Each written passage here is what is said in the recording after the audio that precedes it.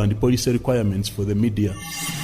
Ground Zero program is always live, loud and clear, every Saturday from 10 a.m. to 12 p.m. on UBC Radio, Butebo FM, West Nile FM and Magic 100 FM, and live stream on YouTube. You can also listen to the repeated broadcast of UBC Ground Zero every Sunday from 3 p.m. to 5 p.m.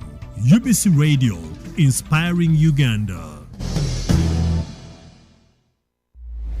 Welcome to Ground Zero Season 2, a show that brings you in-depth discussion ranging from politics, health, finance, sports, and so much more. Ground Zero Season 2.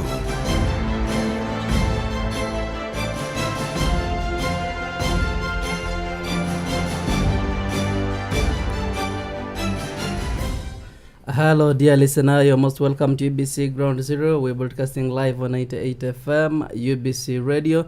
We're also live and clear on other radio stations, UBC Butebo covering eastern parts of this country. We're also live and clear on Western Nile FM covering Western Nile, covering Teso sub-region, Lango and Acholi sub-region and other northern parts of this country.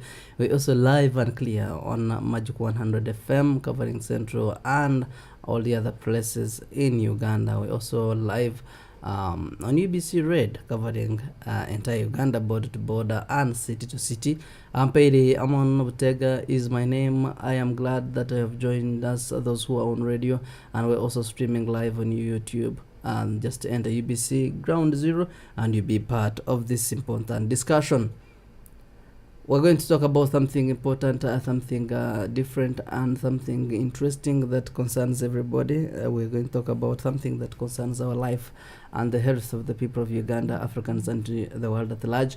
We're going to talk about HIV and AIDS in this very discussion, and I believe that we're going to have a very fruitful discussion and understanding which what is about HIV and AIDS, how best we can prevent it, how best have we fought it on the side of government, on the side of private sector, the individual efforts and all the other partners, including the NGOs. We have seen, we have seen other NGOs fight seriously this virus to make sure that the people of Uganda, the Africans, live a better life. We should know that this high rate of HIV infection experienced in Uganda during the 1980s and early 1990s, which created an urgent need for people to know their HIV status. The only option available for all of us is to always go and test for HIV. It is better you know your status and know where to start in this fight against HIV, which carries out a routine HIV test on all the blood that is donated for transfusion purposes, because if you don't test and you don't know your status, tomorrow perhaps you may not help in position to help someone who needs that blood. And it's better you also know your status. If you are infected and you're positive, it's better you start the treatment so early, and if you're not are infected, it is better you start thinking of how best you can prevent this very virus not to enter you. Together with the Ministry of Health in Uganda, establishing AIDS Information Center in the 1990s, which has helped the people of Uganda to access any information that they need. And the organizations, there are so many organizations that provide the HIV testing and counseling services. I must really recommend you. And I also recommend the government of Uganda and the President Yoweri Museveni for taking up all it takes in this fight. He has been on top of this very fight from the time this virus entered Uganda in 1980s, in 1990s, up to date. If you are to look into the infection rates, Uganda really has done best in this fight compared to other countries, and we must really give credit where it is due. In Ground Zero today, we're going to discuss HIV, AIDS, and in the studios of UBC, I've been joined by a special team of guests who are going to discuss this important issue, to educate, to inspire, but also to inform you, the people of Uganda. It's a very big privilege and honor to have George Tamare is the private sector $1 HIV and AIDS initiative. Most welcome for the second time, I think, on UBC Ground Zero.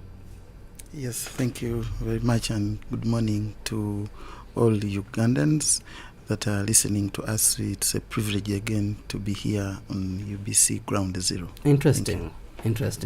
You're most welcome again on Ground Zero. I remember we had some good conversation last time you were here on the same matter, I think. Yes. Emojel, Trevor, you're most welcome on UBC Ground Zero today. Thank you so much, dear presenter. Yes, good morning, Uganda. My name is Emojel Trevor, the reigning Mr. Y Plus Uganda. Interesting. Later on, you're going to educate me and also teach me what Mr. Y Plus means.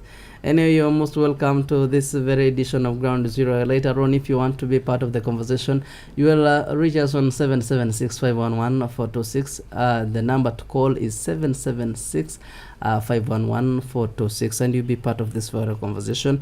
Our own Trevor Rabadasta, the presenter, your favorite presenter of Flavor Unit, is celebrating his over how many years, but as the team of UBC, we congratulate you and also wish you great as you celebrate your birthdays. And all the other Ugandans who are celebrating your birthdays, we thank you and we congratulate you and celebrate you and all the people of Uganda. For those who are living with HIV, I know that you're doing all the best because the government has really invested in this, and I know you're taking your medication, but you're also teaching other people on how best they can prevent themselves from acquiring the same virus. And those who have not yet gotten the virus, I know you're doing also the best to make sure that you don't get it. In the studios, I'm glad that I've been joined by someone coming from the business sector, but also someone who has lived with the virus for some good time, and they're going to share their stories and their experience and how best we can fight this very virus. Starting with you, Tamare, maybe you can educate the people of Uganda what you do in the private sector. $1 thing. Are you giving people dollars, especially those who are HIV positive or those who have not yet acquired the virus? Yeah, thank you very much.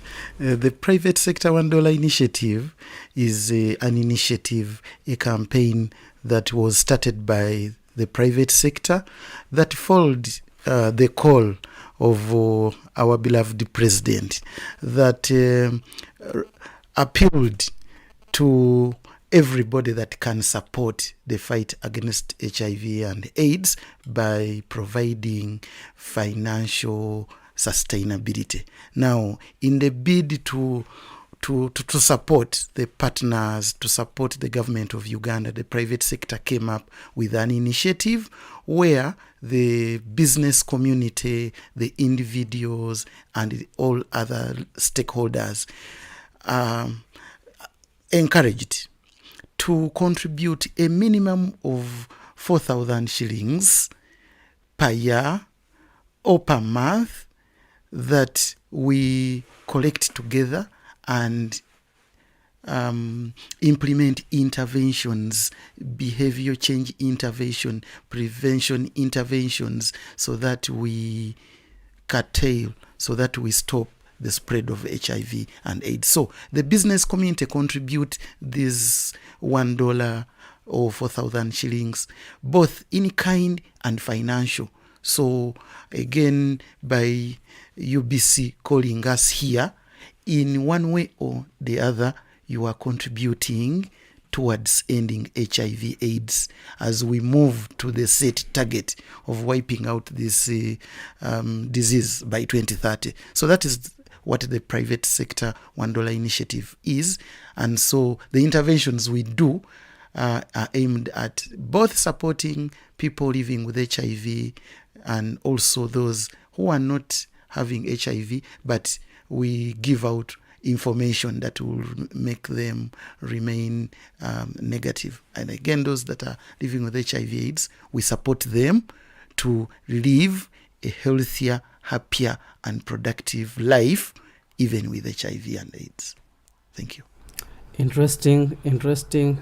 I thought you are giving, but still it is the same. If you're helping them, and Yes. that is the best that we can do as society, as the private sector, by the way. Yes. I am glad that you're doing that. Trevor, Yes, please. Mr. Y plus. Yes, please. At least I can understand Mr. what it means, but the Y plus, I'm a bit lost. Maybe you need to inform and educate me about this, the same. Okay, thank you so much once again for having me. It's an honor for me to come and share in this very important discussion. So Y plus, first of all, comes from the Y plus beauty pageant. Now, this is a very unique pageant that aims to promote beauty with zero discrimination. So what they do, young people living with HIV all over the country, first of all, contest at regional levels to in terms of their advocacy skills, their knowledge in HIV, and their leadership ability. So they come together and they contest. And I'm proud to say that I won, first of all, at my regional level. That is, I contested in Central. So I first of all became Mr. Y plus Central. So now afterwards, these young people also contest at a national level, now to run advocacy strategies on a bigger level. So when we came together and contested at national level, yes, glory to God once again, I also won that. I also won the national title for Mr. Y Plus 2022-2023. So what is the aim of this campaign? Solely, this campaign is a campaign that challenges HIV stigma and discrimination. So its major objective is to bring young people to give a face of HIV out there to the world. You know, we are still stuck in the mindsets of the 80s and the 90s, where people living with HIV were dead, they were dying, they were thin, they were malnourished, and all such things. But now this campaign comes to challenge stigma by showing people that, hey, these people are living with HIV, but they are also capable, they are intelligent, they are bright, they are leaders. And so when we come out to the world, it is a fight against stigma. And throughout our time, during our reign as ambassadors, what do? We reach out to communities. We go to those people like us that are actually struggling with this stigma, and we talk to them. Our aim is to make sure that we help and eliminate that stigma, because we have what we call self-stigma and then also stigma from the community. So for us, because we have the first-hand experience of that self-stigma, we reach out to such people to help them also become better individuals and live freely like we do. And then we also go to the communities where we have people that are actually negative, and we have such conversations. I actually appreciate UBC for having such a very important discussion at a very timely moment. And so these conversations are the ones that help to challenge HIV stigma and discrimination out there. Thank you. Most welcome, and I thank you for that very campaign and the efforts that you're really putting in to make sure that you are involved in this very fight. Because one of the challenges that we're faced in Ugandan societies or African societies is the fight against stigma.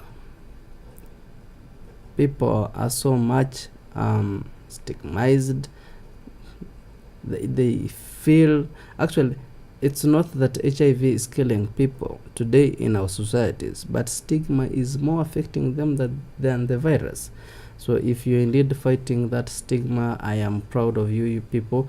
And I've also learned and been informed about what Mr. Y plus or Miss Y plus means, and I'm privileged that you are also involved in the fight. To educate or inform our listener today, Tamare, considering the infection rates that we have in the country, before we go into the treatment, before we go into the signs and symptoms, because I know I've been speaking of the same for many years, but we never get tired of educating and informing, especially for those who are very new and young, and they perhaps need to be educated and informed on the same about the prevention. Take us through the prevention. Okay, thank you so much. I mean, how we acquire, before we go to the what do we prevent, how do we acquire this? Maybe it can help someone there to prevent when they know what they are preventing.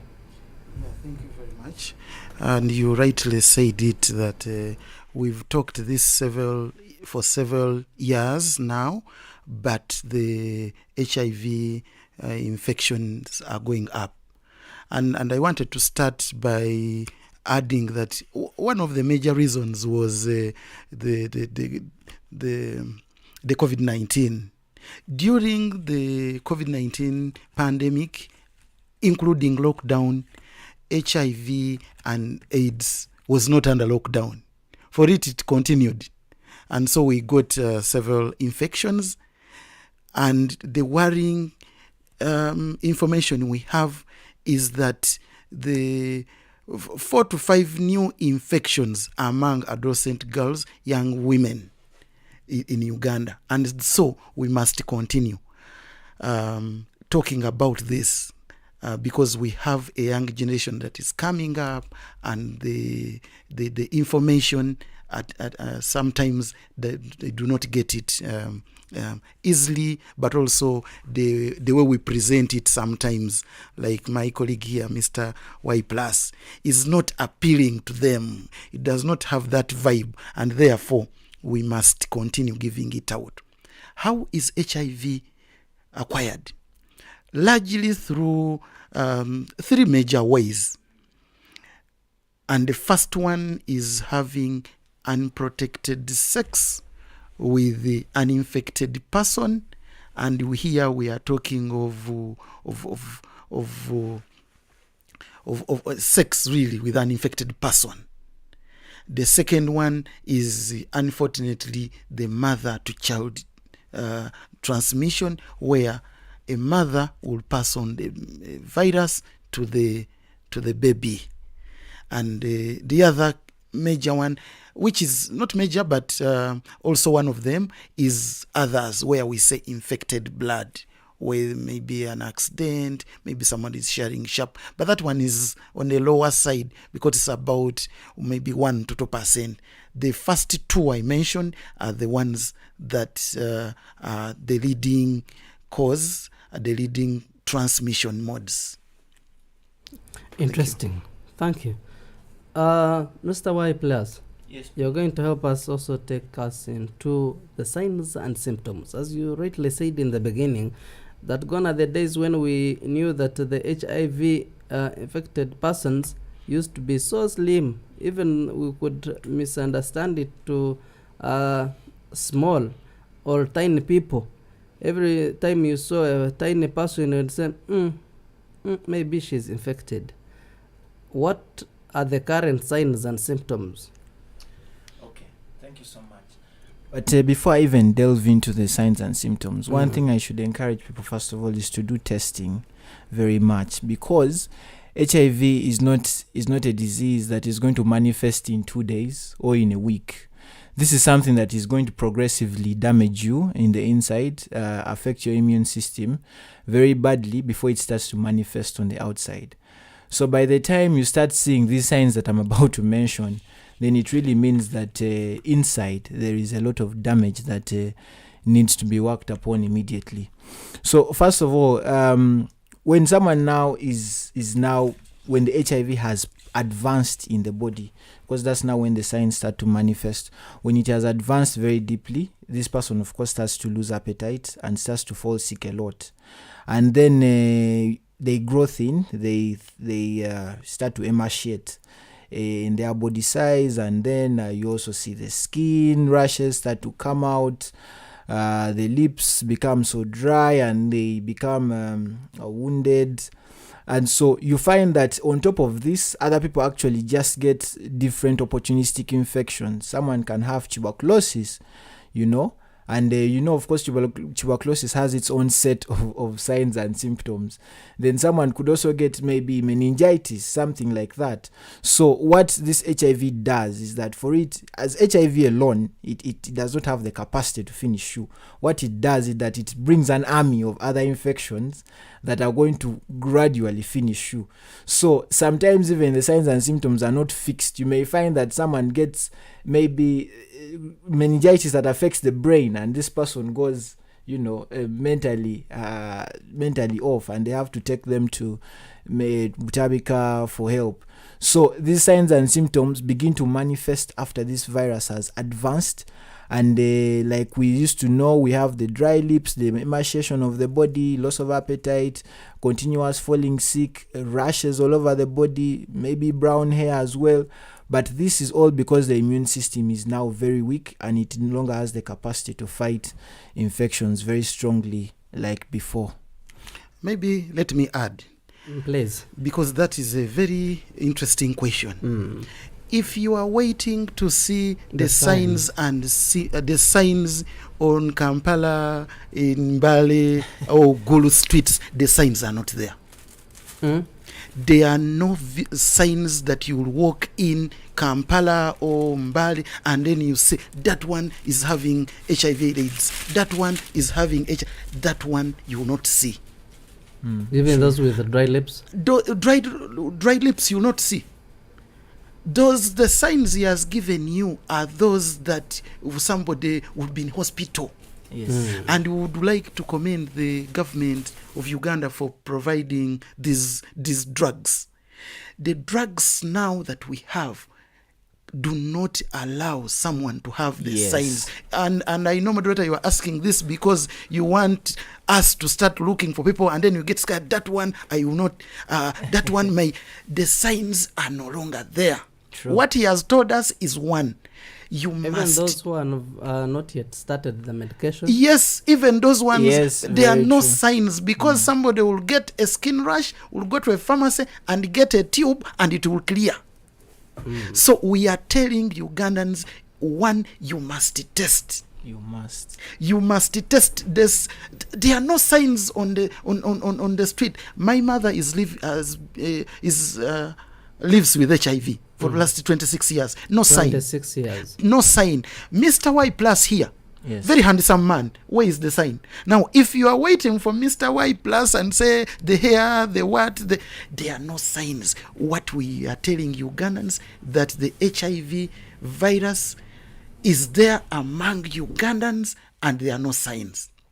Secondly, those people living with HIV, the 1.4 million Ugandans, are on treatment. And being on ARV means that the ARVs are doing a great work on them, and therefore the signs are delayed, are not seen. What is critical, again, as we said, is to ensure that we test and ensure that we prevent. But the signs on the street, they are not there. They are not there. Oh, that makes it a bit scary. Yes, scary and very hard. Gone are the days when we would know that so and so is infected. But now, if we don't see the signs, maybe I can also add that what is there as symptoms. You know, a sign you can see on the street. And the symptom? A symptom you cannot see. You cannot see somebody who is walking with a headache. You cannot see somebody who is... Would you help us draw the line between a sign and a symptom? Yes, please. Yes, now, the sign you can see. Like we know the sign, I'm not sounding political, but we all know the sign of our NRM party, isn't it? Yeah, you can see a sign. You can see a sign of zebra crossing. Let me use that. Yes. A sign is mainly something physical. Physical. You that can see. You yes. look at it and say, that one, you see a brown person and say, that one is brown. For a symptom, you cannot see. It is the person who can feel it. You will feel a headache. You will feel a running stomach. If you are having some pain, or maybe in the eyes, maybe on the legs, the joint pains are there, it is only the person, and even the doctor will say, how do you feel? For a sign, the doctor will say, I can see that you have a skin rash. I can see that you have a swollen eye. That one we can see, it is a sign. For the symptom, it will be the individual to feel. And so if I have a running stomach on the street, and I go in the toilet, you may think I've gone for susu. So the signs are not there. It is only the symptoms, and those can be felt by the individuals. Interesting. Thank you. That one, I think It is very clear, and It has sunk in. Yes. I've been educated. We've been joined by Maria Antonio Nalvega, is the Miss Y plus. Before you came in, I didn't know what Y plus meant, and I was informed by Trevor, and you can pick it from there. You're most welcome to UBC Ground Zero. Thank you so much for hosting me. Well, sorry about the late, but for the Y plus, I'm sure my mister has explained it well. It's majorly to empower the young souls, both young girls and boys, to conquer the stigma and discrimination within them, giving them an idea that there is a purpose for their life. Though they're HIV positive, like, it's not the end of life, they can do much better than that. And majorly this has impacted in our lives, and it is still impacting, because we hope to continue doing this, because it has changed 1,000 lives. And most people seeing us, it gives them more hope and new hope that there can be something better than just being HIV positive. And that has also helped to conquer some of the self-stigma, that there is still much more, but at least we see it going somewhere. Interesting. So you're HIV positive? Yes, please, I am. And you contested to lead those who are infected? Yes, please, I did. And you won? Yes. I saw the crown. I didn't know what it really meant. Yeah. Interesting. So how far was the fight? How far was the campaign? How have you used this very platform and the position that you fought, I believe, to make sure that those who are infected but also affected have been redeemed in your campaign? Okay, for the campaign, it's still going, but for how far we have gone, we see that there is some light coming out. Because when I stand to speak to young people, and even if they're not young, they see that there is a change in life. Like, HIV has been given a new face, not the other face that we used to know of being HIV positive. There's no hope for you being HIV positive. You're walking dead, as they used to say. But now when we stand to speak, they see that there is hope. For those living with HIV, we encourage them to adhere. And just that, they see that just because I adhered, I'm becoming someone now. I'm changing their lives. And for those that are negative, those that are affected, they see that there is hope, and it gives them a sense of no discrimination, because they see that we are just like them, and we can do things that they can also do. So this majorly impacting their lives, giving them an idea of there is much more than just being HIV positive, and giving them the idea that they can do something in their life. And I've lived as an example to many young people, and even the old living with us, that there is much more than just being the small thing within me, the virus within me. There's much more to that, and the world means much more than that, actually. Because this has majorly impacted in their lives, giving them the idea of the new HIV we're going, and the idea that there is zero HIV by 2030. So for those living without HIV, those that are affected, have the idea that we still live as they live. We are the same people, and there is no reason for stigma and discrimination. Oh, interesting. I'm so amazed. Maybe let me add on this campaign. Please. This campaign is a unique campaign that the country has. And these are... I will call it Miss Uganda and Mr. Uganda. It is not a simple thing, because it is a national campaign, innovative campaign that encourages people to come out and test. But also, once they come out and they test, because the fellow young colleagues will see them, they will live positively, happier, productive, and healthier. And so it is a campaign that Uganda has innovatively, the young people have come out, that others will be encouraged to also come up. But also, number two, it is a campaign, it is an innovation that is being used to stop the stigma and discrimination, where someone can come out and say, yes, I have HIV and AIDS, but I'm living a healthier, happier, and productive life, and I'm taking my medication very well.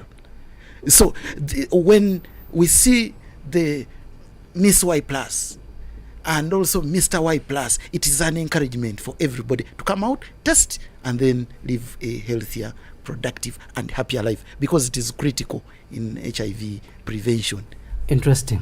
Thank you, Tamale.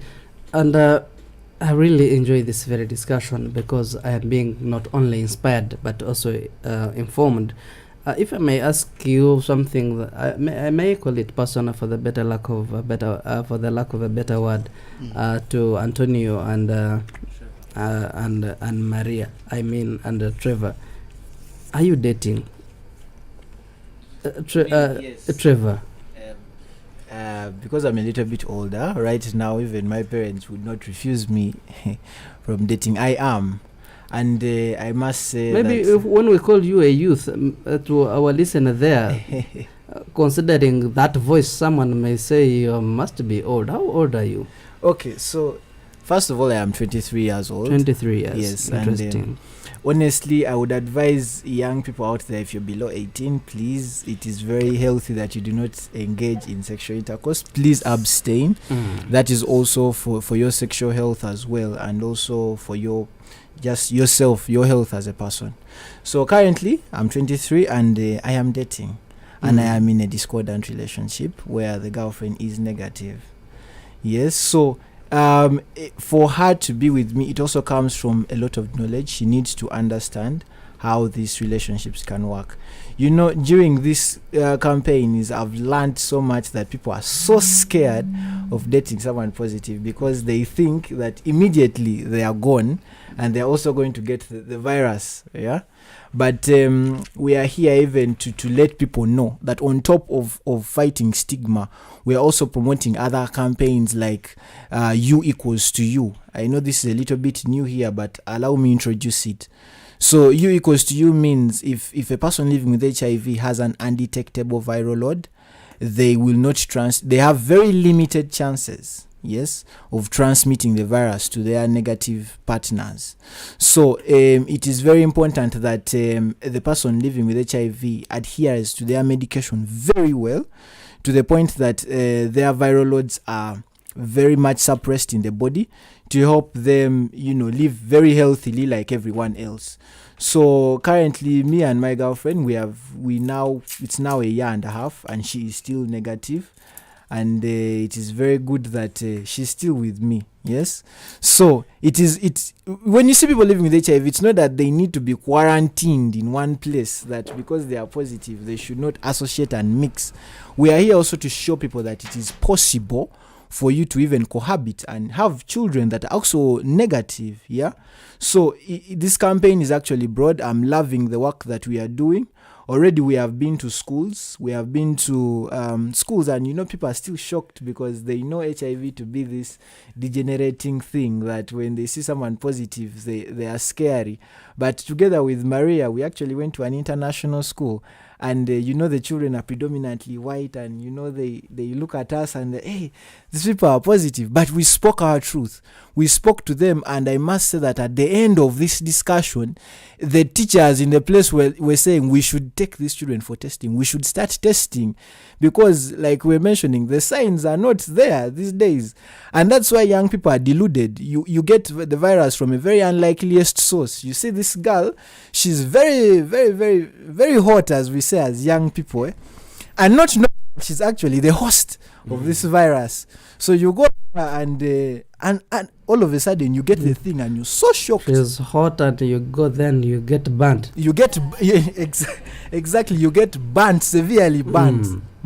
So it is not that this time people need to make sure that they are testing as much as possible, because the signs are no longer all over the place like they used to be. Interesting.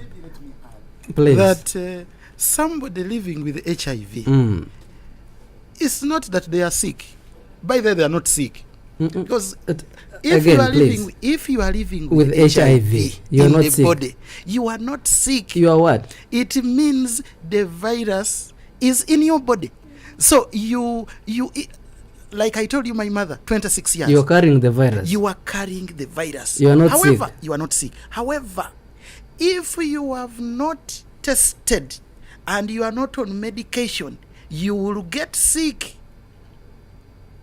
Are we together? There you will have got AIDS. Before, I wanted to ask you to help us draw the line between AIDS and HIV. Yes, and my colleagues will add. What happens is that when you get the HIV virus today, it will start eating you up. You will not show any sign in the initial years. You may not show the signs for a year, for 2, for 3.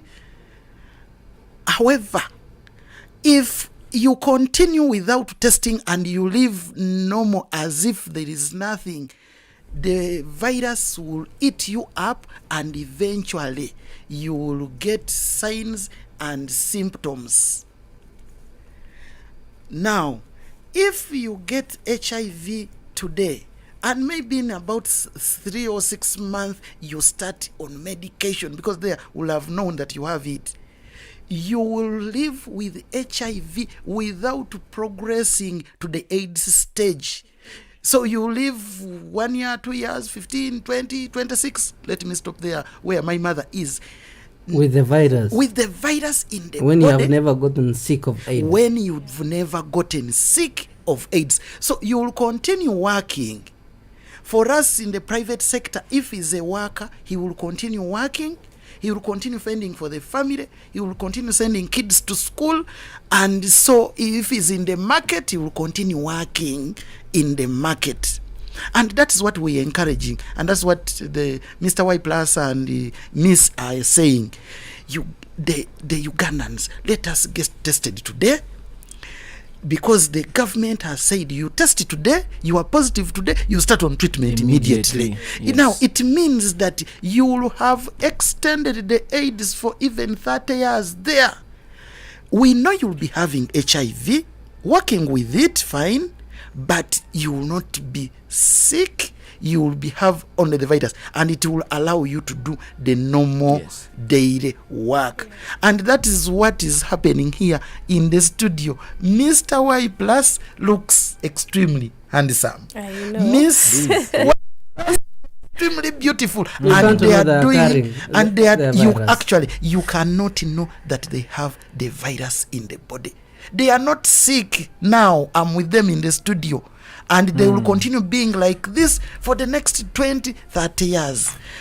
And let me add, if they continue living like this, taking the drugs very well, it means they will also marry and produce negative babies. Now, that's what the science is. You just heard from Trevor. That is dating. Exactly. Yeah. Interesting. Thank you. Also, Antonio, you are dating? You're also dating? No, I'm not dating. Interesting. You have not reached the 20 years like Trevor? Not really. Actually, to me, dating is not about reaching. How old are you? I'm 18 years old. 18, Yes, I'm 18 years old, and I'm free to date. Yeah, but just that I don't want to date yet. Okay. But I want to add to what Malai said about having HIV. Sometimes people have the wrong perspective about being HIV positive.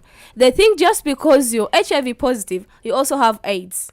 No, that's a different case. Because if that was the case, I would have said, I would have introduced myself as Nalubega Maria Antonia, a young person living with HIV and AIDS, which is not the case here. I didn't say I have AIDS, because AIDS is a different thing from HIV. HIV is basically a virus, a small thing living in my body, something that is not going to be written on my forehead that she has HIV.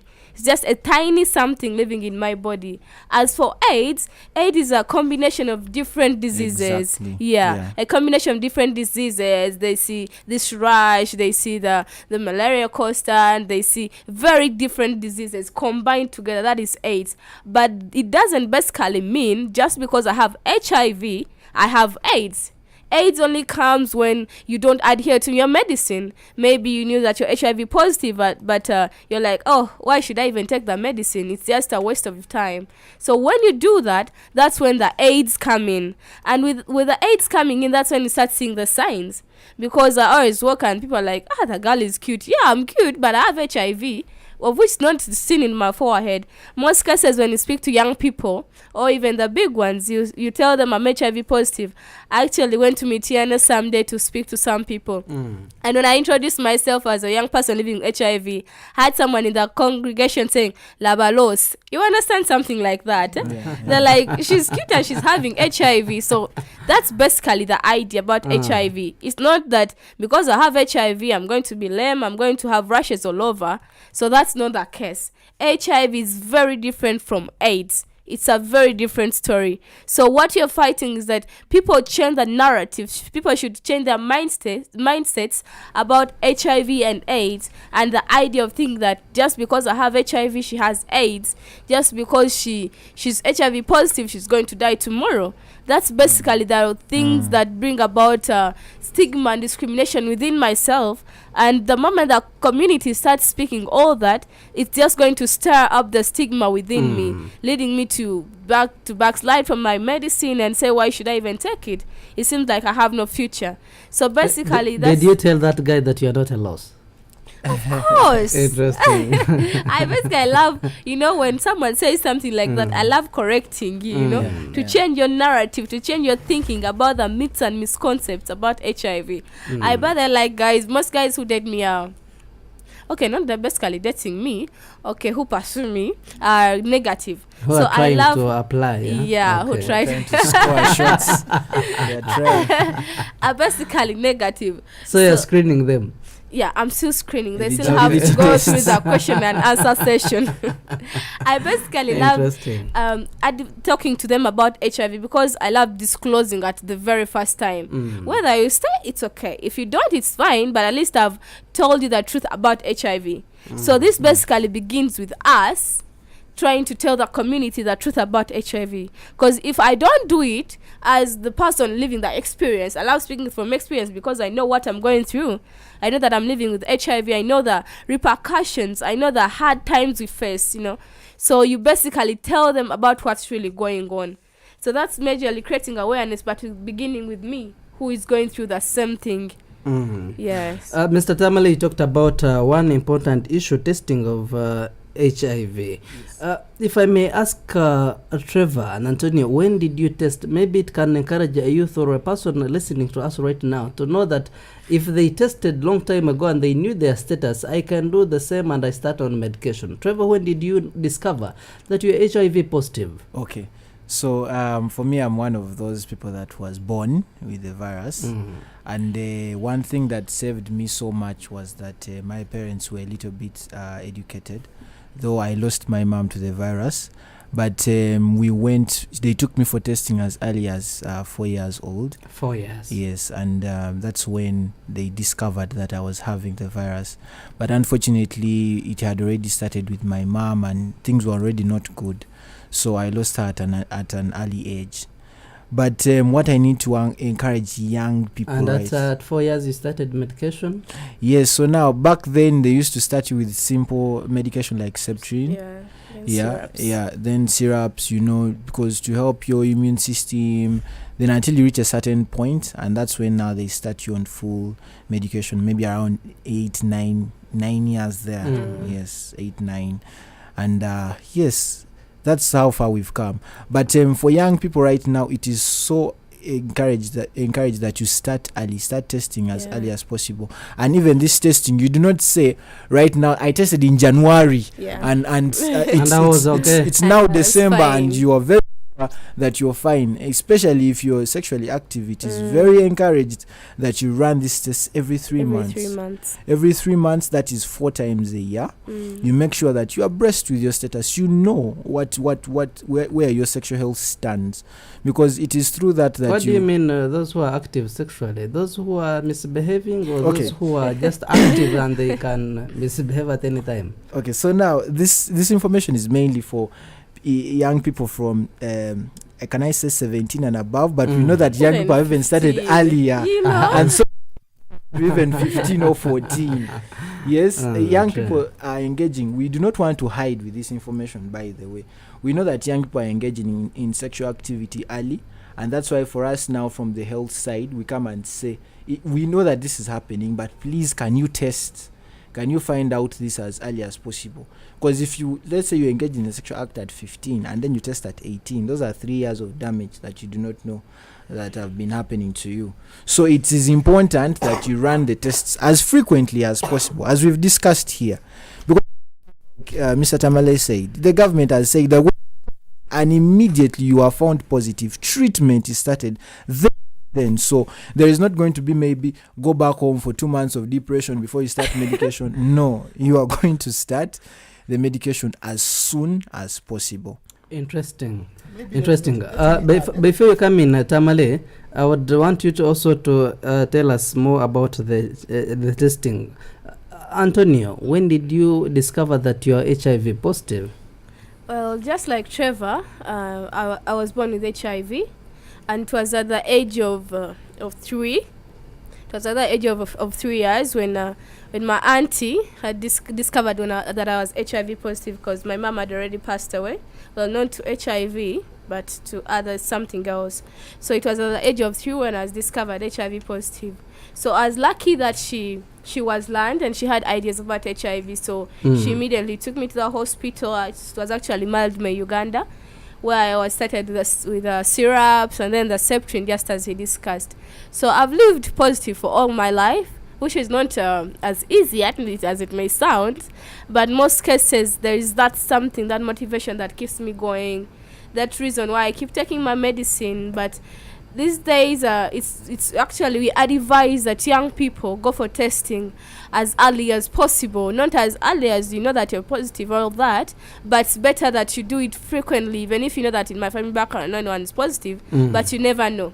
Yeah. Accidents or something like that. So it's basically advised that after every 3 months someone goes for testing. Even if it's me, even if I know my status already, you basically go back for it, you know.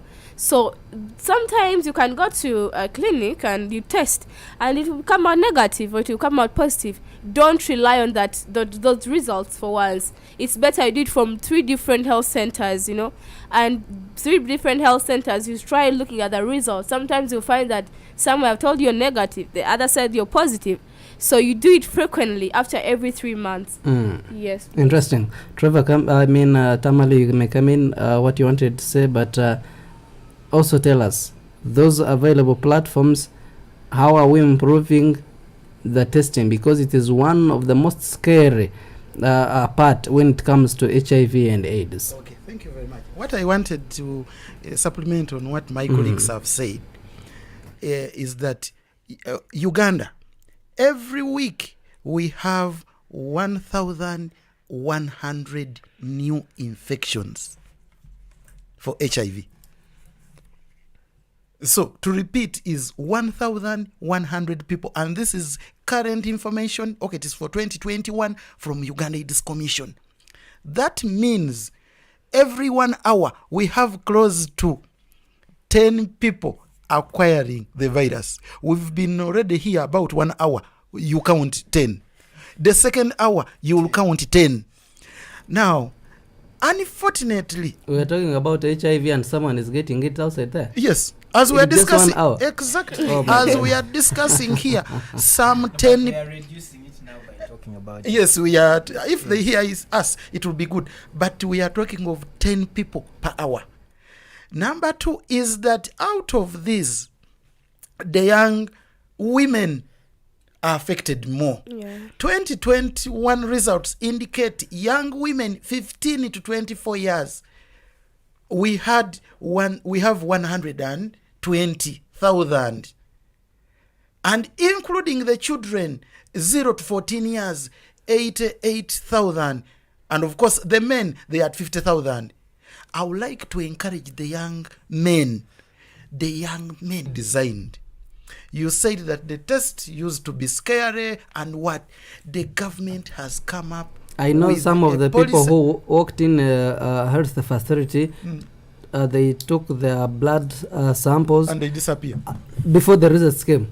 they disappear. flee. They run away. They say, Auntie, they wanted to test. Me, I gave them the blood. They tested. Me, I'm free to I go. love someone who went there and was willing to test, but the more the doctor delayed the laboratories, the guy said, it seems I am positive. The guy ran away. Good. before And I have good news and would like to thank the government of Uganda.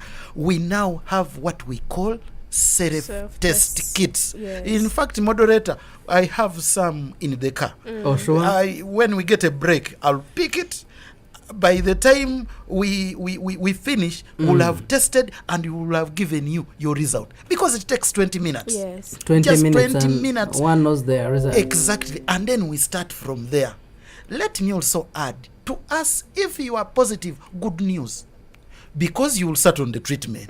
Because it is there. We'll just drive from here. We'll go to any nearest center. You are started. We cancel you. Or even ask you, where do you want to take the medication from? Yeah. And we begin there. If you are negative, again, good news. We'll give you the options The condoms, for remaining negative. Again, I want to stress what my colleagues have said. Give yourself a new year gift 2023 by knowing your status in 2022. When you cross happier, healthier and productive. Let me also stress, I do not mind whether positive or negative, because either way we have what we can do for you to remain healthier. Interesting. Yes. I am so much happy that we are having this kind of important discussion, and we're inspiring the people of Uganda about the best gift that you can give to yourself in this very festive season is to know your status. As you have rightly heard from Tamale and the two who are already living with the virus. Ground Zero takes a very short break. We're coming back in a bit, and after this very break you can call us on 776-511-426. 776-511-426 is the number that you can call and tell us how best we can prevent and fight this virus. We're looking at the strategies to curb the increasing rates of HIV/AIDS infections in Uganda. I'm taking a very short break, and I pray that you don't have to go away. We're coming back in a bit. This is Ground Zero Season 2. Stay tuned. We shall be right back. It's hot. We passed it. We didn't know exactly what the problem was on the ground. There is no pretending about the effect of this thing. There's no pretending about it. Nobody should. It's a problem. It's balanced. This is not the stage at which you start planning to tax a commodity like coffee, especially from down there. It's intellectually engaging. The Constitution provides that the land must be registered under the customer tenure system, which is one of those that's recognized by the Constitution. Ground Zero Season 2, live and syndicated on your public and national broadcaster, UBC, inspiring Uganda.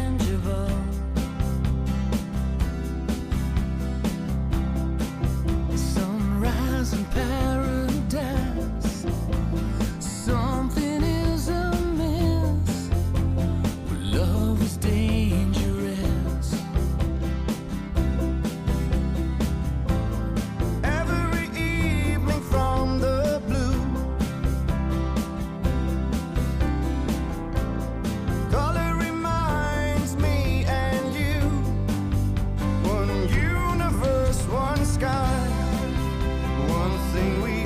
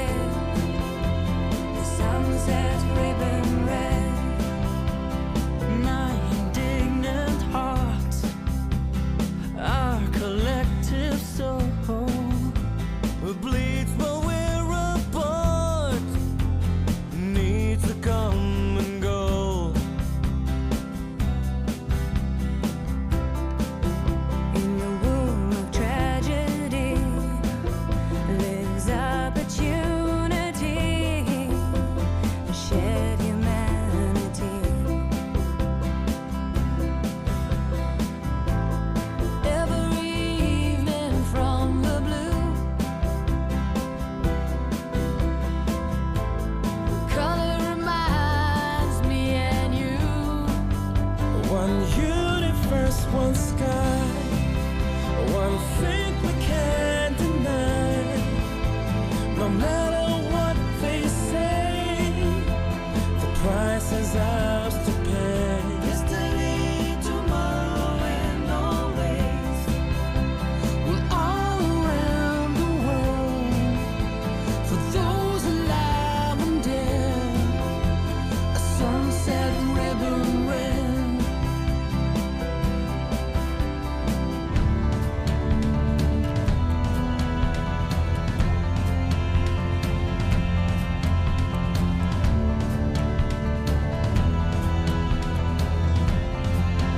One universe, one sky, one thing we can't deny. No matter what they say, the price is ours to pay. Yesterday, tomorrow, and always, and all around the world. For those alive and dead, the sunset a ribbon red. One universe, one sky, one thing we can't deny. No matter what they say, the price is ours to pay. Yesterday, tomorrow, and always, and all around the world. Welcome back. Ground Zero Season 2 continues. Welcome back from that very short break. This is UBC Ground Zero. Ampaire Aman Otega is my name, and we are live on UBC Red. We're also live on UBC Butebo. We're also live on Western Nile FM and live on Magic 100 FM. We're also streaming live on YouTube. You just put in UBC Ground Zero, and you'll be part of the conversation. As I said after the break, you can reach us on 776-511-426 is the number that you can call us and be part of the discussion. And those who are online, you can always send your messages. We will be able to read them.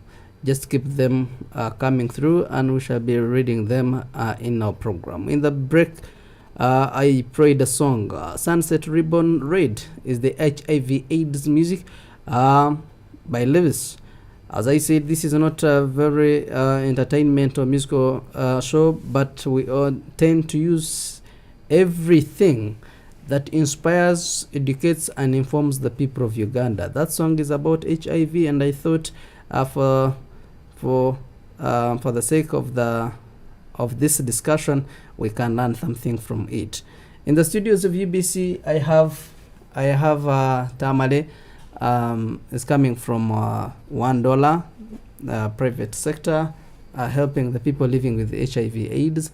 I have Antonio, is a young lady, very inspiring, very beautiful, living with HIV, and she's not bothered. She's living a very good life. And so I have Trevor, is also living with HIV and is leading in the campaign against stigma. And it is a very big privilege that young people and also the private sector are involved in this fight, because the government and the other NGOs cannot do it alone. We need really to take our part. Everyone does their part in order to deal with this situation. As I said, I am Ampaire Amon Otega, and this is UBC Ground Zero. Reach us on 776-511-426, and you'll be part of the conversation. We are discussing strategies to curb the increasing rates of HIV/AIDS infection in Uganda. Tamale, I saw you putting on a very nice cape, written on Yambara for me. What is that about? Is it also a campaign that all of us need to participate in? Yes, thank you. The Yambala for Me campaign is basically encouraging us. 40 years of HIV and AIDS in Uganda. We have to be innovative.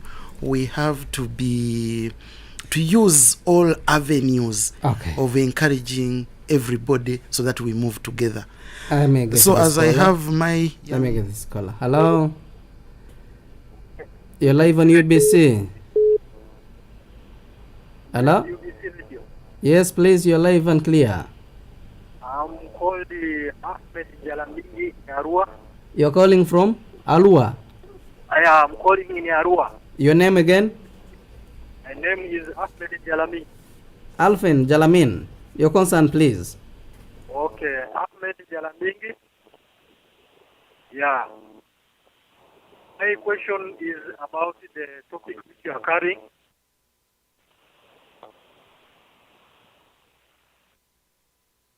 Your concern, please. You're live and clear. Are you getting me here? Yes, we're getting you. Okay. Mm. We have heard about HIV years ago. Okay. Then a person who ever wants to know about the sector. Then I went to health sector. I got how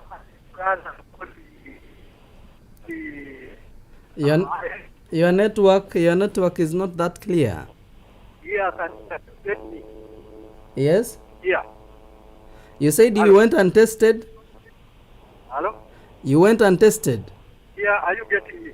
We are getting you now. Yeah, am I clear? Yeah. Your submission, please. I have that HIV brother called busy society. Is it true like that? Can you confirm? Can I confirm from those people? Oh, yes. Hello. Jalamin, perhaps you can call us again on 776-511-426 and we get your submission very well and clear. I don't know whether I was saying that are we having positive guests in the studios? Are you positive, or he's saying he's positive, or had a brother? I didn't get him very well. Maybe he can call again. Ground zero. Yes. Your name and where are you calling us from? Yeah, this is Mr. William Semujufu calling from Kawempe. Okay. Yes, I have a question. Please. Now, assuming I've fallen in love with a girl today, and then we go together for HIV testing, but I don't know the history of this girl. That possibly she slept with somebody some 3 days back or a week back, and then at this very moment we happen to test negative. Is it okay with me? Is it dangerous for me to go into live sex with her?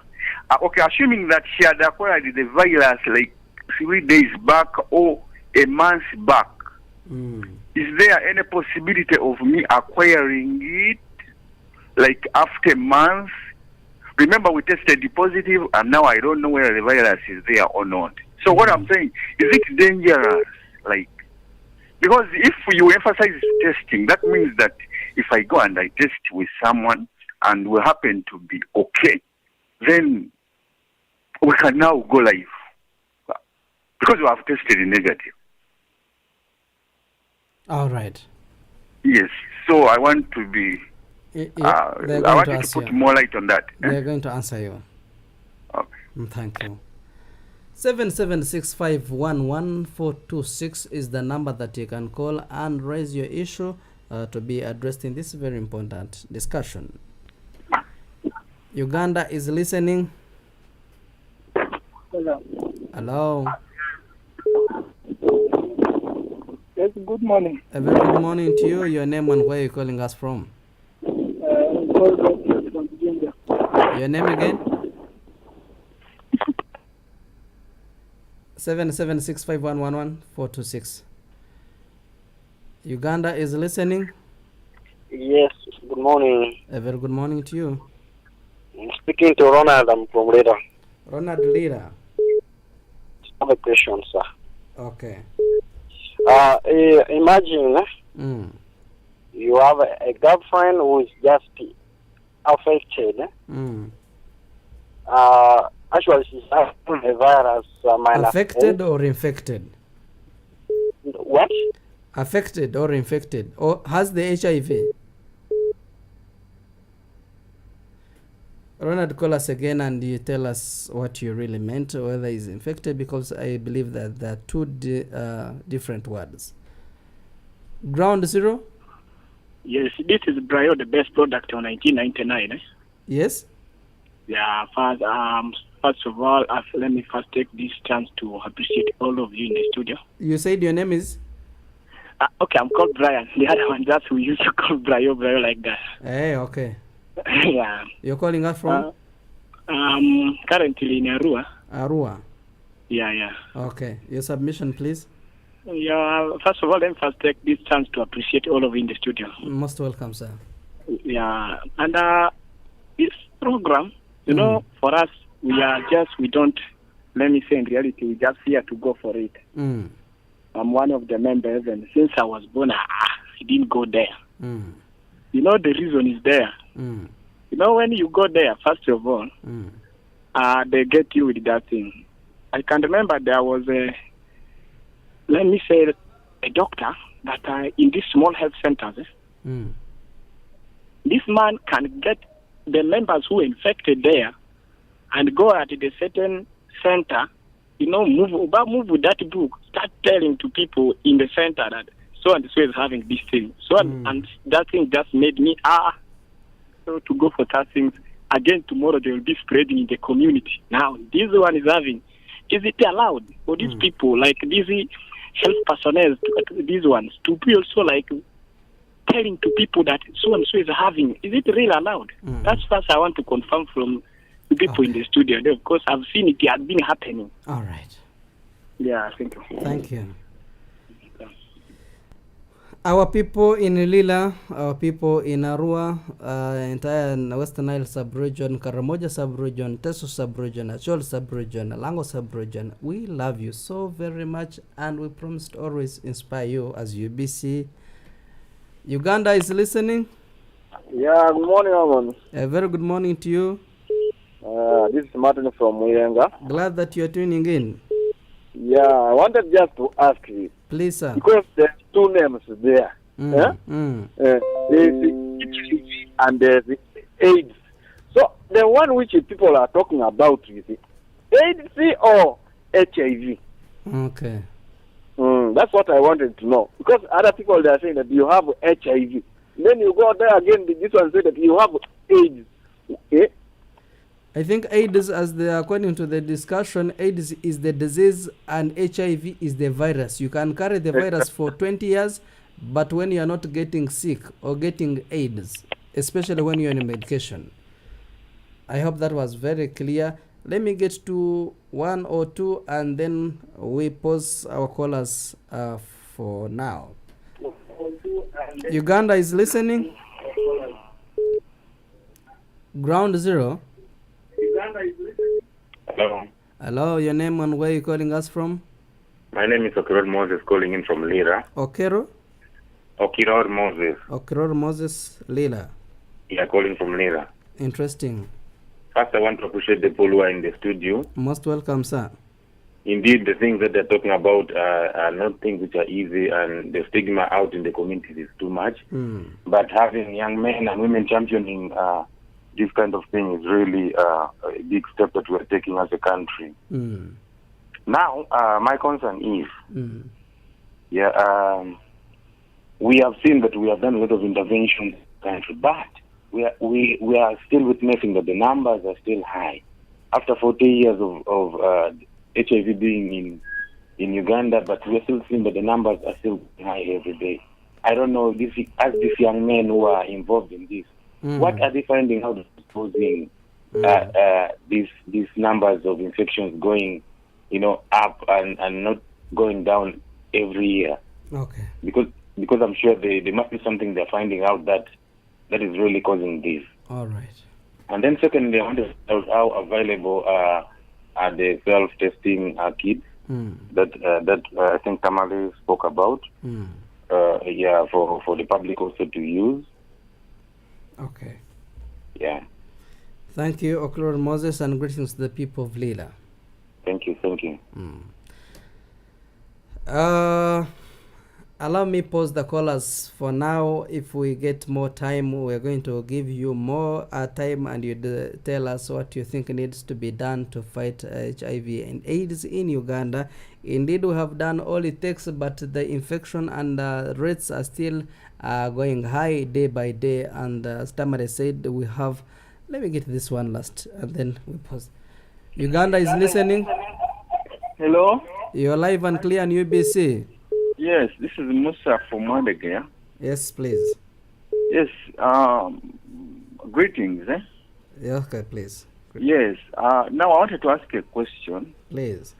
Some people say, or some health workers say that these testing kits, the data mining strips, they can start detecting this virus, the HIV virus, after 1 month. Others say after 2 months. Others say after 3 months. Now, which is which?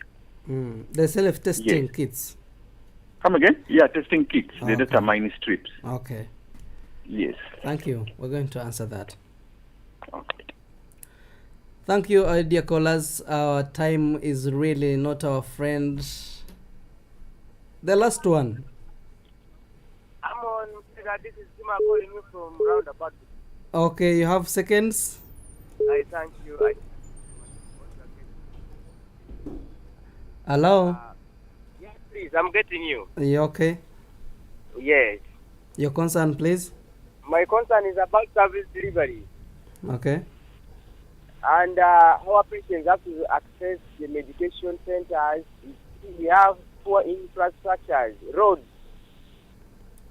are not at the standard whereby our patients can reach them. Because the moment they reach the health centers or the hospitals, they're already exhausted, they're feeling more pain.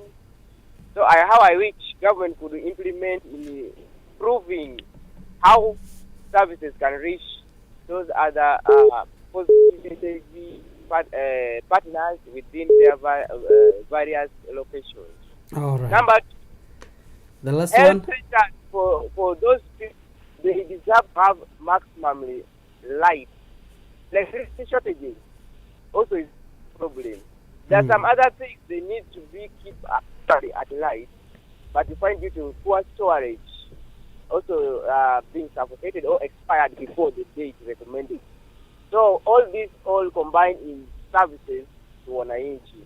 So government must fight corruption. Whatever being given to support aid, you find sometimes they even divert that kind of funding to go and support coronavirus. So the blockage within corona side will give challenges the other side of HIV AIDS. When you go to distribution of condoms, you find people abusing how to use it. Now, like these SOPs procedures, example, districts which are under lockdown, you find even those who are suffering because of corona, and you find those who are positive also, they are suffering. Now, how can government bring us in light? Okay? We need transparency. All right. And then accountability and corruption have to be fight forthwith. Okay. Thank you, Juma, and greetings to the people of Busega. We love you people so very much, and we keep our promise of inspiring and informing you. Callers, if we get a time, we shall have more time later on, but let me go back to the studios of UBC to answer some of your questions and queries. Starting with you, let me start with the lady. You have heard the concerns of the people of Uganda. You may answer some of them, Antonia. Okay, thank you so much. So I'll start with what Brian from Marua asked. He says that he went to a certain health center, he had gone for testing, and the doctor could get the client's results and then go to a different health center and then start disclosing without the client's consent. And that's why he's scared to go for testing. Well, about that, it is very, very wrong and against the law and the policy for a doctor to get a client's results to go to another health center, even if it's not a health center, even if it is to another client, to disclose to that client without the client's consent. It is very wrong and it is against the law. So it is okay for the client to report Can that the doctor. client sue the doctor for disclosing their information and their status without their consent? Yes, please. It is Alright. very okay. Even if it's not a doctor, even if it's just a friend, even if it's a colleague at work, even if it's the boss, it's not right for you to disclose someone's status to someone else without their consent. So that is very wrong. And he should just go for it. Yes, there are some doctors who do that, but not that all health centers do the same thing. And then someone was asking, are we talking about HIV or we're talking about AIDS? Martin from Yenga. Yes, Martin from Yenga. We are particularly talking about HIV. And HIV is a virus. It is a human immune virus. As for AIDS, it's basically a collection of diseases that come after the poor adherence to the drugs or the HIV being advanced in your body. So particularly we're talking about HIV, the virus that is within the body, not AIDS. And people challenging HIV and AIDS and misunderstanding it is a great problem to the society and to us as well. But particularly it's about understanding HIV as a human immune virus. It's basically the virus. Not that because I have HIV, then I have AIDS. No, this particular is something very different. All right. Yes, please. Tamare? Yes, thank you. A number of questions. There is one from, was it Kawempe? And was saying that if went with the person today, third, and they went to test, what will the results show? If the girlfriend 2 days ago, 3 days ago, a month ago, was involved in a sexual activity, possibly which gave the virus. If that happened, the testing will read negative. The test will read negative because the HIV in the body, let me use the simple, is like still young. The results cannot show. However, that girlfriend will be able to pass the virus to him. So when people go to test, or even if you are using a self-test kit, the first question is, have you been involved in a risky sexual activity in the previous 3 or 4 months ago? If you say yes, then we will tell you the results that we are giving you today. They may not be conclusive. Please come back. They will always ask that question. If you say, I was involved in sexual activity a week ago, we will say, you need to come back. And now that is where some people are messing up with these test kits. They will meet somebody on the street, they will go to a place, they test themselves, they are negative, and they say, now we okay. When someone is still, the partner is in the window period, that one we are stressing it. People have to be sincere that if you did a sexual activity, unprotected sexual activity, 3 weeks ago, a month ago, 2 days ago, the result of the test kit may not be conclusive, and it is very clear. So people need to test, but knowing that they should have not had a risk of sexual activity at least in 3 months ago. And we are, for us in the private sector, we are seeing this in the hotel. When we go to the dustbins in the hotels, we are seeing used test kits and then unattended to condoms, meaning people get themselves, they get a test kits, and so and later when they turn positive, they say these things, they don't work. They are spoiled. They are giving negative result. When someone it is a challenge. I wanted also to add, someone was saying 40 years with HIV, it is still going out high. Why? What is the problem? Based on the questions that people have asked, it means we are not doing very well on information, how HIV is spread. No, let me start with the difference between HIV and AIDS. The people I have here in the studio have HIV. They do not have AIDS. AIDS, as my colleague explained it very well, is like the last stage. If you are not doing what the doctors tell you because they tell you what to do and what not to do in order to remain in the HIV stage. So 40 years, we still have an information gap, and we appreciate UBC for help, for allowing Ugandans to get more information. There are also several myths and misconceptions out there. People will get in the small groups and say, if you did like this, you will not get it. If you did like this, you will not get it. Meaning there is a lot of myth and misconception, and that's what my colleagues here, the Mr. and Miss, are doing to train the young people. The other one is there is a lot of stigma and discrimination. You see the caller who said, me, I fear going to that thing to test. Let it, if it is there, let it to rest. I don't want this stuff because they will do a lot of lugambo. They will just spread rumors. So I better remain like this. Now that one is also holding us back. The other one is the funding. We have this and service delivery. Yes, this prevention needs a lot of funding. And you see the government of Uganda, we've been fighting COVID, we've been fighting Ebola, and so this challenge, we are building roads. So it means that we have to also step up, everybody who can put a stone on this to end this by 2030. Now, the other one, because there are several, the parents doing a good job. Because this thing should not be left to government alone. You as a parent, are you talking to this young boy? Are you talking to your daughter?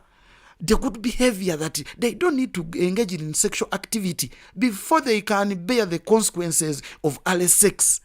And lastly, the lifestyle. When the president unlocked us for COVID-19, there was people went on rampage. They were saying Katipatuta Day, now give me a child. They were celebrating through sex. There are a lot of now bivulus. People were now moving day and night. So also the risky lifestyles went up. What do we need to do? We need to have a combined force with all interventions that we can implement such that we end it. So there are several reasons why the virus is going up. We cannot exhaust them here, but what we are saying that there are some provable interventions that can stop this virus and we wipe it out as a country. Interesting. Trevor? Yes. Much has been said, and I really appreciate my preceding speakers for that very elaborate talk. But one thing really that we also need to know is in regards to the root causes, what is still left out? Because that question also really got me passionately. I also wish to say that poverty is still an outstanding problem that really keeps people, that exposes, for example, young girls to go for transactional sex. And you know, this is where they get the virus from. You know, they go there and they have poor negotiation skills. And then you find that they become victims of the virus. Then now when you come to the boys, we have what we call alcohol and substance abuse.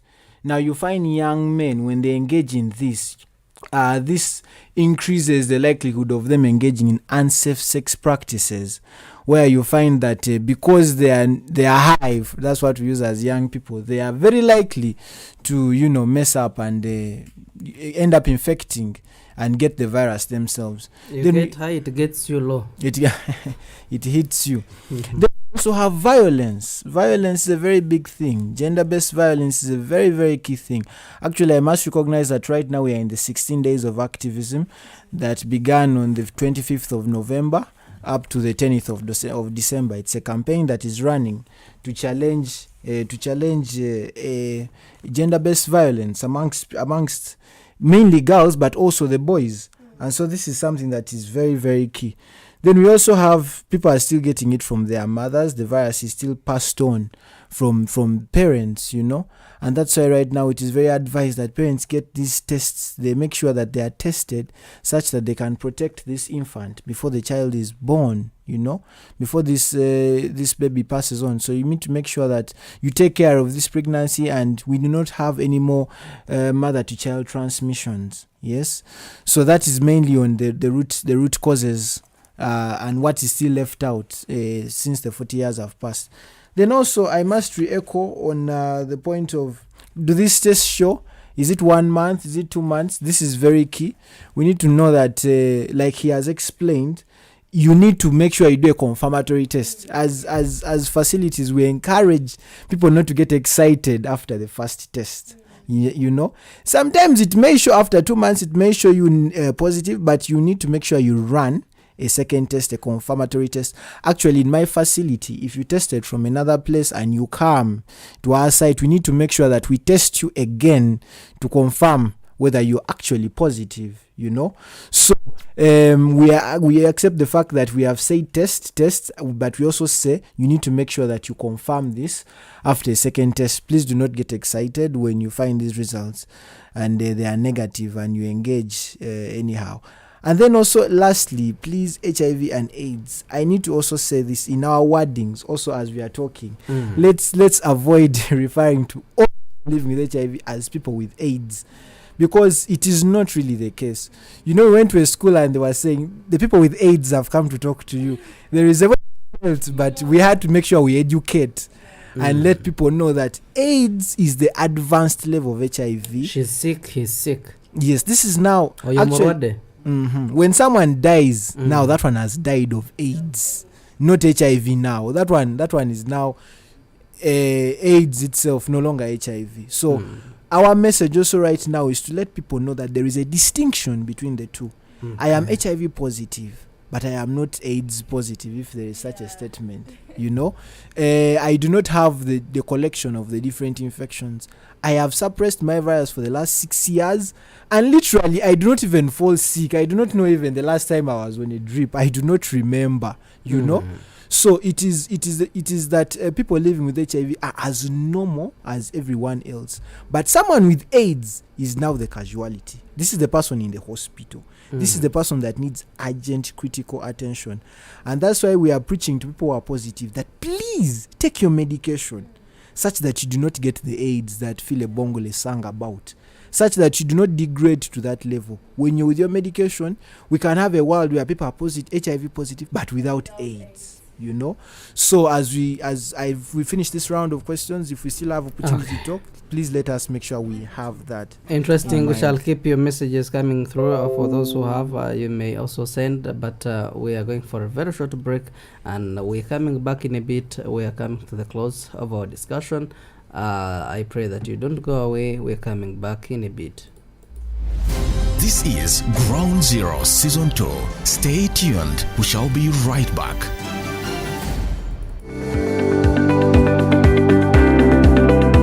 UBC Radio informs its esteemed listeners about the changes in our daily programming schedule. This is due to the broadcast of the World Cup Qatar 2022 football tournament.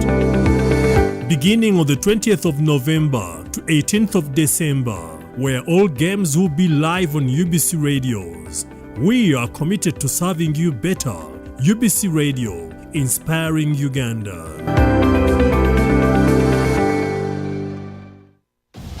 UBC Radios brings you one-of-a-kind World Cup experience starting from the 20th of November to the 18th of December 2022. Don't miss all the goals, the misses, the analysis, and the best commentaries in your local language. World Cup is in Qatar 2022. Doha, Doha, UBC Radio, UBC Butebo, UBC Ngeya, UBC Totore, UBC West Nile, UBC Bundibujo, UBC Buluri, UBC Mega FM, Magic FM, UBC West, and Star FM have got you all covered for all the 64 games live. UBC Radios, inspiring Uganda. Come to Doha, come to Qatar. World Cup is in Qatar. Welcome back. Ground Zero Season 2 continues. Welcome back from that very short break. This is UBC Ground Zero. Ampaire Amon Obtega is my name, and we are live on UBC Radio. We're also live on UBC Butebo, West Nile FM, Magic 100 FM, and we're also streaming live on YouTube. You just enter UBC Ground Zero and you'll be part of this very conversation, but also remember to subscribe to our YouTube channel. We are discussing an important topic here: strategies to curb the increasing rates of HIV/AIDS infection in Uganda. And in the studios of UBC, I am privileged to have George Tamare. Is coming from the private sector $1 HIV/AIDS initiative.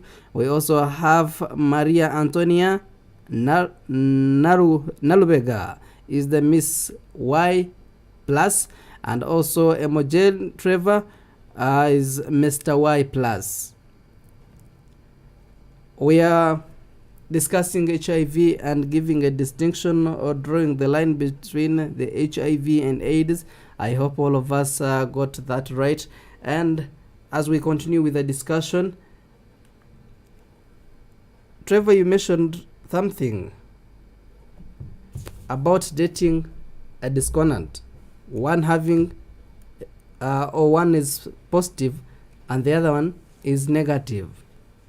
How possible is that? Okay, thank you so much for the opportunity once again. So allow me re-echo what I mentioned in the beginning. That is the campaign that we have called U equals to U. Now, U equals to U means undetectable equals to untransmittable. So this literally means that when someone who is HIV positive is on medication and is adhering to the treatment very effectively, the chances of this person passing the virus are very limited or close to none. That means the likelihood of you infecting your partner is almost zero. And that's why we say that when someone is positive and they have their partner, they have to be supported by the health workers such that they monitor their relationship. If the partner is not doing so well, we have treatment that we call PrEP. I believe Mr. Tamale will explain in detail. But this is pre-exposure prophylaxis. This is medication that is given to the negative spouse to help them prevent getting the virus, to help them prevent getting the virus. So they have their partner and they swallow this medication on a daily basis such that they do not get the virus. Those having partners who are negative, you may not acquire the virus through sexual intercourse, but do we also mind about the prevention? Because as Tamare rightly said, we can acquire the virus through other means like sharing sharp objects and others. Yes, let me proceed. Now, when someone has a suppressed viral load, it means that at this point the virus is not in the blood, it is in the blood, it is in the bone marrow. That means regardless of whether they are cut or whether it is any other way that blood is transmitted, their blood is safe. The virus is hidden in the bone marrow. Yes, and so even if they can share, but of course we advise that this is limited, of course, because you may not know, maybe your viral load accidentally has maybe gone up. But if you have a confirmed record of having very good adherence like myself, then you feel really free to interact. So if your blood is suppressed, your blood is actually okay. And if someone accidentally maybe got in contact with your blood, not even through sex, but through maybe instruments, through something, they may not get the virus. Interesting. Tamare, tell us more about mother-to-child infection and how should mothers be careful, or any other parent, including the fathers, because they need to be part of this. How best can we have a safe babies? Yes, thank you very much. Interesting question. The first step is, if you are planning to have a baby, take a test. Both the mother, the lady should take a test, and the gentleman should take a test. So if you are planning to have a baby next year, take a test now. I don't mind the results. If you are negative, of course, you'll be told to remain negative until that baby is born, if you are the one you are planning to make. If you are positive, the doctors will start there. They will do all the tests, and good enough, these tests are given out free of charge.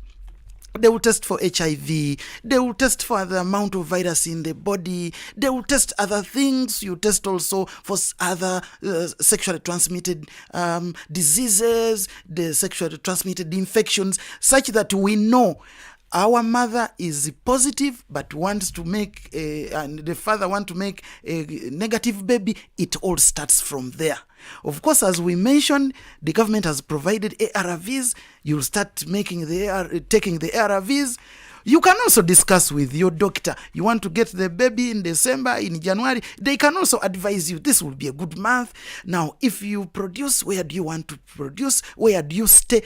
Such that we reduce all the chances of the virus escaping to the baby while inside the womb. Do you recommend normal birth or C-section? No, let me move step by step. We also tell you, once the mother is pregnant, they should sleep under a mosquito net from month 1 up to the end. The fathers should not take the mosquito net from the mother, and then because the one is sleeping maybe the other side or this side, so the mother. But also the mother should attend all. Does mosquito also carry the virus? No, the mosquito will not carry the virus, but if the mother gets malaria while she's pregnant, you are bringing a danger to the baby. Interesting. Also, the father should be like a father.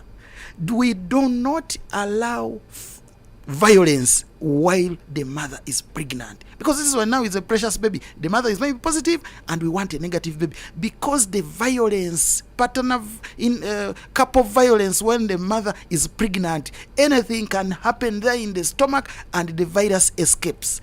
Now, if all those are done, and we ensure that I also emphasized the mother to go to all antenatal visits to the dot.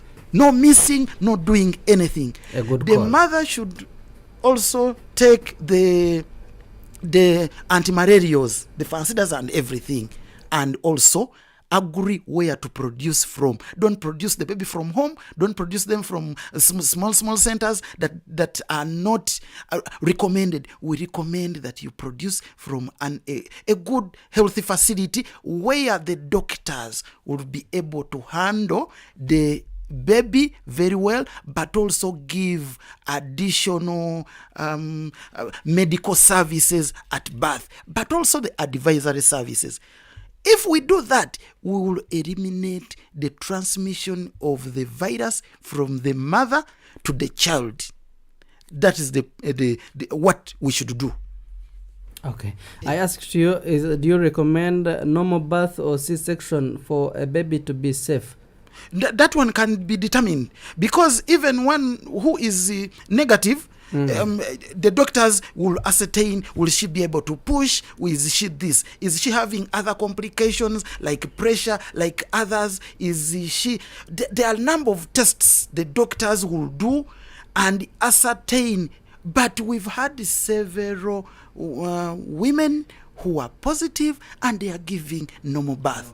We have also had those that are negative, that they are doing C. So for the C and normal, that one is can be determined. But because I thought normal birth, the blood of the mother and the baby will be mixing, and perhaps that increases the chances of one acquiring. If the mother is producing from a good healthy facility, the doctors will handle that. Interesting. The doctors will handle that, and we've had very many who have done normal, but on doctor's advice. Why would she keep taking her ARVs? Because we want let me give my colleagues to I'm coming to them, because you are a father. Okay, I believe good. Because I cannot ask that to an 18-year. You know, the moment you do not take the ARV, if you miss one day, the virus will come from where it is hiding in full force. It will disorganize the mother. It will also disorganize the baby inside. That is why it must be daily, whether it shines, whether you are happy, whether you are what. That is why we need what we call support. Where someone who is pregnant should be taking their ARVs, if they are positive, with a smile. We don't want the fighting, because she will say, even me, I will not take. Just one day will cause a lot of problems. Interesting. That's why we want it must be taken daily and properly. Our time is fast spent. We have a few seconds or minutes to end the show. But Antonia, I've started on my medication, and perhaps I miss like 2-3 days. How is that going to cost me? And 2, people are recommending certain foods. Are there certain foods that can boost my immune system?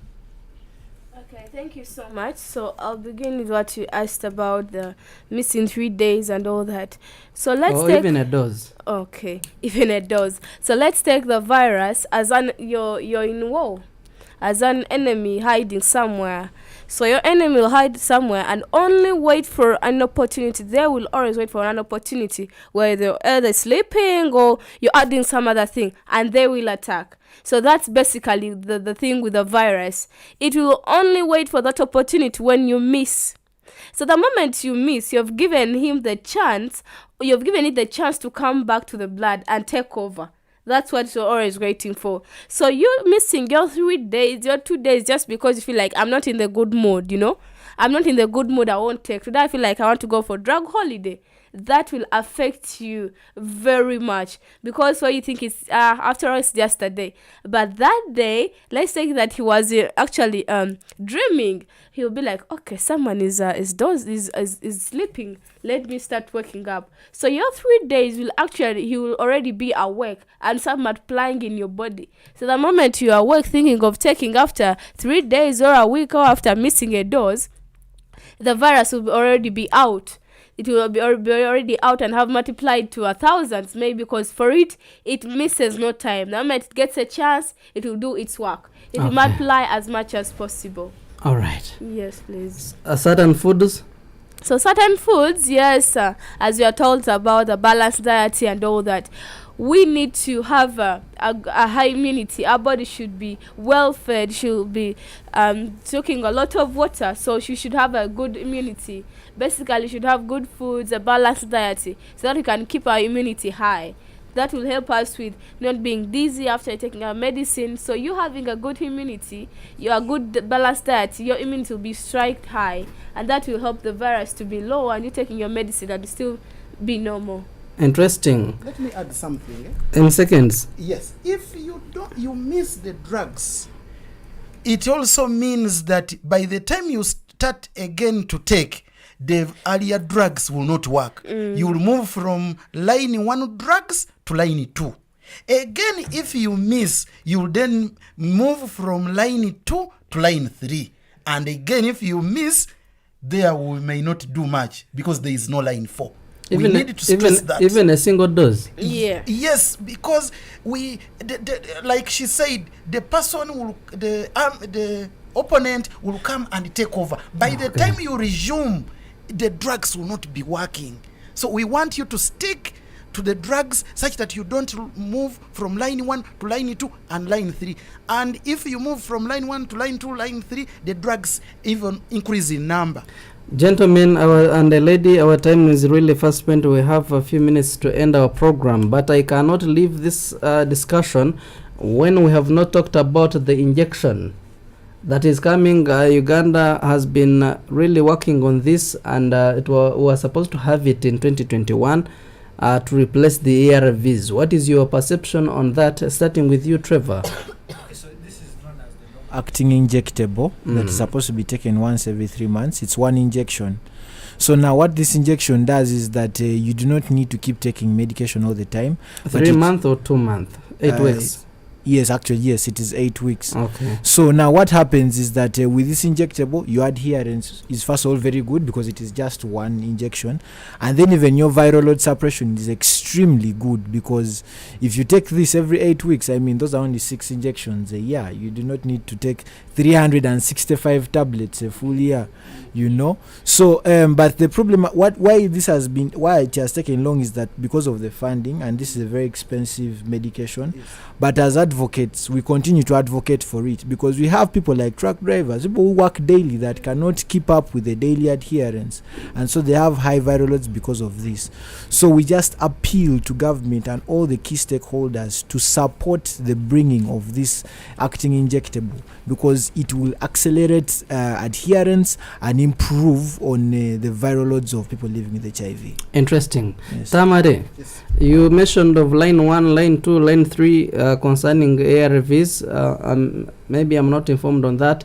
When we start this very injection, is it also going to consider those lines, or it is going to be uniform for all the HIV positive patients? Yeah, and it may not go in those. These lines are brought about again by people missing for it may be not deliberate, but just because you went somewhere and maybe the road is cut off, or you fall sick from somewhere and the drugs, you left them home, or you left them in the village. So when we get this injection, what it means is that you will be able to adhere to it. You get an injection, then your schedule when you are about to get another one. So some people's bags are stolen with drugs, and then you cannot. So there are those complications. We'll have done away with that.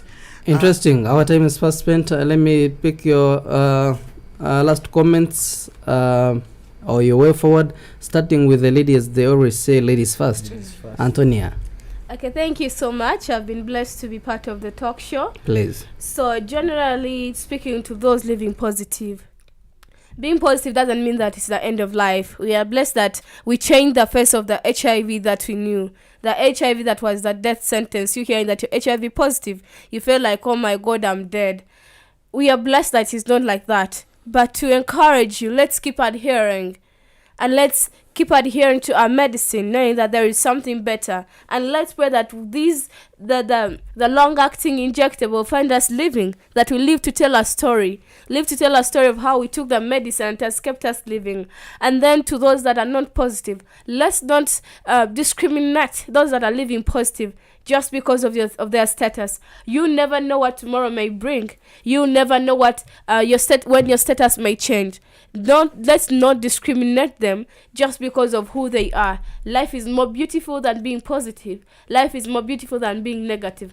Let's associate together, working together with all the advocates as we fight to end HIV/AIDS by 2030. All right. Interesting. Trevor? Yes, as we close up, I would love to first of all appreciate UBC Radio for giving us this platform and making our voices more amplified and heard. Our theme this year is we've got the voice, pass us the mic, and we need commend UBC for giving us the mic as I am speaking to one right now. I also appreciate Uganda Cares and UNIPA for empowering us young people and making us who we are today to stand for others. But as I close, I would love to tell young people living with HIV, you are vulnerable. You can fight. You're a person that has valid dreams and ambitions. Do not look at yourself as a patient for the rest of your life. You're a person that has everything it takes to do very well. And we have people living with HIV everywhere, presenters, drivers. So you can literally do everything. But then now to the people that are not having the virus, ladies and gentlemen, everything that we are doing is to end AIDS by 2030. Your becoming positive is affecting that. So we are telling you that please follow the preventive measures that we are we are telling you here right now. Follow the condoms, follow the PrEP, follow the PEP. Make sure that you are abreast with all the information about HIV such that you do not get the virus, because you getting the virus, it is going to become a new fight for you. So thank you so much for listening to us. We love you all. This is not the last time you're hearing from us. We are always going to keep speaking about this. Interesting. Tamale? Yes, thank you. And appreciate UBC for this opportunity, and just to appeal to Ugandans that we have a campaign called Put It On For Me, Wear It For Me, Yambala For Me, and we are starting with the mask to prevent COVID-19 and TB. TB is a cousin of HIV, and so this mask can help.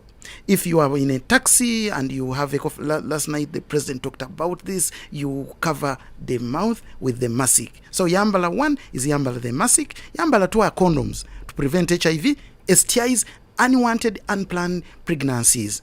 And then Yambala 4, seat belt or life jacket to reduce injuries due to road crashes. And Yambala 4 are the helmets, both border and workplace injuries. Now, the final call: young people should abstain from sex until they are ready to bear the consequences, because they are severe. Then number 2, let the parents also join the fight to talk to the daughters, to talk to the sons, but also we encourage every Ugandan to be bold, take a stand, and know your HIV status, do another confirmatory test, and then do another final test. So we also appeal for domestic financing. If there is anything you can do to end HIV and AIDS, placing a poster, standing on the mic and talking, advising other in any way. And lastly, let us end stigma and discrimination. Thank you. I cannot go beyond that. Let's end stigma together. Let's end the fight against HIV. I mean, we can do everything that is available to make sure that we keep our lives safe. And those who have already acquired the virus, if you saw the guys that I have in the studios, very energetic, young and smiling, you will be you will get that confidence that having the virus is not the end of their life, because if they have come up to inspire others to go to test, but also to fight stigma, you're outside there, you may also have a role to play in your community, in your society. You may start with a friend, you may start with your family. Tamale told us that he has a mother, and he was always proud to preach about that, and Trevor is also here, and Antonio also preaching to the young men and women to be sure that there is a life after you testing positive. It is not the end of life, it is not the end of all, but you can live a happy life, you can be productive, you can do anything that you would have to do on this very continent, on this very earth, and you're unstoppable. Someone told her that you are lost, but she was proud to tell them that she's not indeed a loss, but she's just a human being like the others. When you delay, you damage. So you better go and test for HIV and know your status, in that you can start medication as early. And for the sake of my fellow boys outside there, and men and all the fathers there, when you get it out of your trouser, it gets you out of life. So make sure that you are safe. Expecting mothers, make sure that you eat well, sleep well, and mosquito nets, take care of yourselves. Make sure you take your ARVs and go for all your antenatals. For others who are dating, make sure you don't hide your status to your partner. We are still in the 10 days of activism. Do all you can to make sure that you end gender-based violence. At UBC, we wish you all the best, and I'm always so much glad and happy for those who are doing all the best to make sure that this campaign takes root, and also inspire the people outside there that AIDS or HIV is not the end of life. As all those musicians who sang AIDS song, Togwamo Manyi, as all Ugandan stars, the Philip Bongre Retire, the Levis, who the song that just played when in the first break, the Sunset Ribbon, Red HIV, AIDS music song, and also the others are. You will follow them on their social media in case you want to be inspired, in case you want to follow them. I think they are also on Twitter, Facebook. Make sure you look for them. Our time is fast spent. Allow me get out of here. Interesting programs are coming your way on Butebo Radio, Magic 100 FM, West Nile FM, and on Red. George Ngobi is coming your way with On the Journey. Ampaide Amon Otega is my name. Bravo to entire team of Ground Zero and the management of UBC. We keep inspiring you. Ampaide Amon Otega is my name. Allow me to end here. That was Ground Zero Season 2, a production of Uganda Broadcasting Corporation, UBC, inspiring Uganda.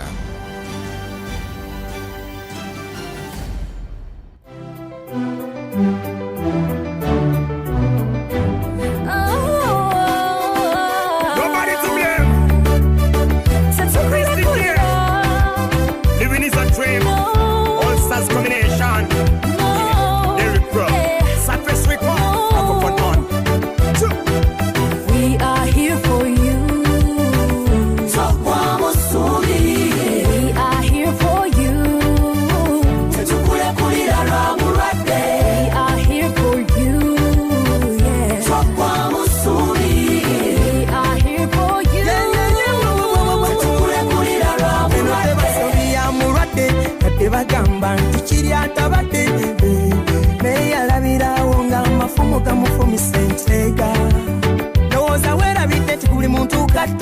ova osekerera olinga obutunda budda naye kufenna kiba kisoboka katonda yayamba togwa mu manyo n'okuwanya bwoli mulwadde oba obulwadde bw'olina tebwetteka nkuwabule manya walumbe tetutatambula ngalagaludde siri mukasenya nkutakuume abesengo olwaleero ndi wano naawe ekinesensi gye nkugambe wafuna akabenje naye totya nnyo saba obe mugumu kubanga